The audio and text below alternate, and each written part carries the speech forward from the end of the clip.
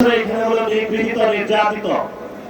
এবং আজকে আমাদের যে ব্যানারের শিরোনাম সেটা আমরা দিয়েছি আওয়ামী ফ্যাসিস্ট কর্তৃক সংগঠিত সকল গুম, খুন ও গণহত্যার বিচারের দাবিতে। গত 17 বছরে বাংলাদেশে কয়েকটি গণহত্যা সংগঠিত হয়েছিল।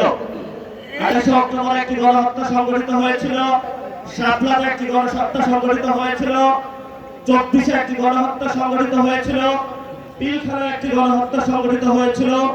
আর অসংখ্য মা বোনের কোলের কত সন্তান যে নিভৃতে চলে গিয়েছিল, সে মোকাদ্দাস ওয়ালি থেকে শুরু করে সেই নোমানী বাড়ি থেকে শুরু করে বাংলার প্রত্যন্ত অঞ্চলে কত রাজপথ যে রঞ্জিত হয়েছিল রক্তে, সেগুলো বাংলার আকাশ বাতাস এখনো সাক্ষী আছে। কয়েকদিন আগে প্রধানমন্ত্রী একটি বক্তব্য দিয়েছিলেন যে আমার যে মেরুদণ্ডটা ভাঙা হয়েছিল, আমি যদি প্রতিশোধ নেই তাহলে কি আমার মেরুদণ্ড ফেরত পাবো কিনা, তিনি এই বক্তব্যটা রেখেছিলেন। আমি সবিনয় মাননীয় প্রধানমন্ত্রীর কাছে জানাতে চাই, এই যে এখানে এতগুলো মানুষ উপস্থিত হয়েছে, যাদেরকে অন্ধকার প্রকোষ্ঠে রাখা হয়েছিল, যাদের বাপকে হলো থানায়, জেলা, পুরো বাংলাদেশের বিভিন্ন কারাগারে ঘুরানো হয়েছিল, এই মানুষগুলো প্রতিশোধ চায় না, কিন্তু আমরা বিচারে বিশ্বাসী। আমরা বাংলাদেশে বিচার চাই। যদি বিএনপি সরকার বাংলাদেশে আমাদের এই মজলুম মানুষের বিচার করতে সক্ষম না হয়, ইনশাআল্লাহ 11 দলীয় জোট আগামী নির্বাচনে ক্ষমতায় গিয়ে আওয়ামী ফ্যাসিস্ট আমলের সকল গুম, খুন, নির্যাতন এবং জুলুমের বিচার বাংলার মাটিতে করবে ইনশাআল্লাহ। বিচারের দাবিতে আমরা মাঠে ছিলাম, আছি, ভবিষ্যতে থাকবো।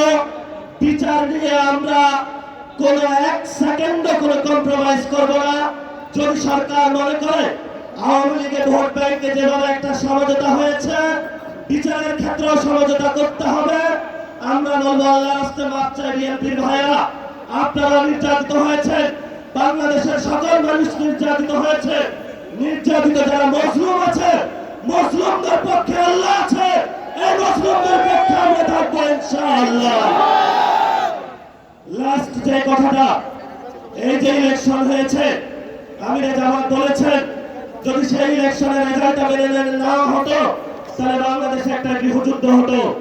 আমরা বাংলাদেশে একটা গৃহযুদ্ধ চাইনি বলে এই পর্যন্ত আমরা শান্তি এবং শৃঙ্খলার সাথে রয়েছি। নির্বাচন কমিশনে যে কমিশনারগণ নিয়োগ হয়েছিলেন, সেই প্রস্তাবনা আমাদের কাছে এসেছিল, বলেছিল ভাগ বটরা করে অমুক অমুক ব্যক্তিকে বসাতে হবে। সেই সময় আল্লাহর সহায় থাকার কারণে এইসব গোপন সংলাপ আলোচনায় আমরা রাজি হইনি। বিএনপির অনেক কমিশনার বসানো হয়েছে, বিভিন্ন বিভ্রান্ত আর্মি পার্সনকে সেখানে বসানো হয়েছে, তারা নির্বাচনে হলে ইঞ্জিনিয়ারিং করেছে। আমরা আপনাদেরকে হুঁশিয়ার করে দিতে চাই, এই অনেক কমিশনারদের এক পা অলরেডি কবরে চলে গেছে। এই অবস্থায় আপনারা যদি বাংলাদেশের মানুষের সাথে গাদ্দারি করেন, প্রতারণা করেন, লোকাল গভর্নমেন্টে যদি আবার বাংলাদেশে কোনো ইঞ্জিনিয়ারিং এর ব্যবস্থা করা হয়, বাংলার রাজপথ প্রত্যন্ত হয়ে উঠবে আগুনে তপ্ত হয়ে উঠবে। আপনারা লোকাল গভর্নমেন্টে সবাই প্রস্তুত থাকবেন ইনশাআল্লাহ। হয়তো আমাদের রক্ত থাকবে, নয়তো বাংলাদেশের আজাদী থাকবে ইনশাআল্লাহ। আমরা ইনশাআল্লাহ 11 দলীয় জোটের যারা নেতৃবৃন্দ এখানে আছেন, তাদের নেতৃত্বে বাংলাদেশের মানুষের পক্ষ হয়ে একটি সুষ্ঠু গণতান্ত্রিক প্রক্রিয়ার মধ্য দিয়ে এগিয়ে যাব। এটাই বাংলাদেশ, এটাই আবু সাঈদের বাংলাদেশ, এটাই হলো শহীদ মুগ্ধের বাংলাদেশ, এটাই হলো শহীদ ওয়াসিমের বাংলাদেশ। সবাইকে আসসালাম। রাজপথে থাকবেন, রাজপথ ছাড়বেন না। রাজপথে মুক্তির সমাধান, রাজপথে আজাদীর সমাধান, রাজপথে বাংলাদেশের সমাধান, রাজপথে সার্বভৌমত্বের